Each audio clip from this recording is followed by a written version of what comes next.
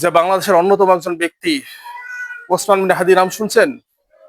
যে ব্যক্তিটার কয়েকদিন আগে গতকালকে গতকালকে জানাজা হয়ে গেছে।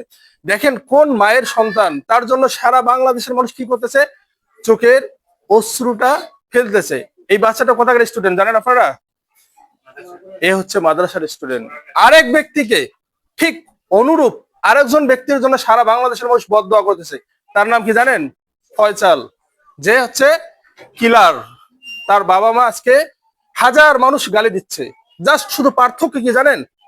একজন হচ্ছে স্কুলের স্টুডেন্ট আর একজন হচ্ছে মাদ্রাসার স্টুডেন্ট। জাস্ট দুজনের মধ্যে পার্থক্যটা হচ্ছে যে একজন মাদ্রাসা পড়েছিলেন আর একজন স্কুলের স্টুডেন্ট ছিলেন। আর আচ্ছা, আপনারা চান না যে আমার মাদ্রাসাটা, আমার বাচ্চাটা পড়ে এই সমাজের জন্য হোক, জাতির জন্য হোক, আদর্শ একটা রাষ্ট্র গঠনের জন্য কাজ করুক? চায় না মনটা? আপনার বাচ্চা যখন বাসায় গিয়ে সালাম দেয়, আসসালামু আলাইকুম ওয়া রাহমাতুল্লাহ, ভালো লাগে না? কিন্তু স্কুলে যে বাচ্চাটা আপনি পড়াইলেন, সেই বাচ্চাটা কি আদর্শ হয়? সেই বাচ্চাটা সালাম দেয়?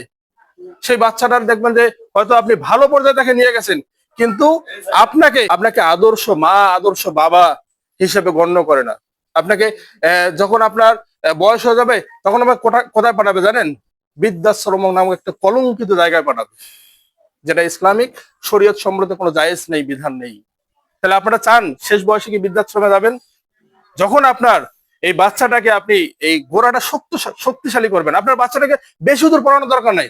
আপনারা শুধু প্লে, নার্সারি 1, 2, 3, 4, 5, শুধু যদি একটা বাচ্চাকে জাস্ট 5 পর্যন্ত মাদ্রাসা পড়ান, আমার মনে হয় যে ওই বাচ্চাটা দিয়ে রাষ্ট্রদ্রোহী কোনো কাজ হবে না, সমাজ বিরোধী কোনো কাজ হবে না, বাবা মাকে কোনো অপমানজনক কথা বলবে না, বাবা মাকে কখনো অসন্তুষ্ট করবে না। আজকে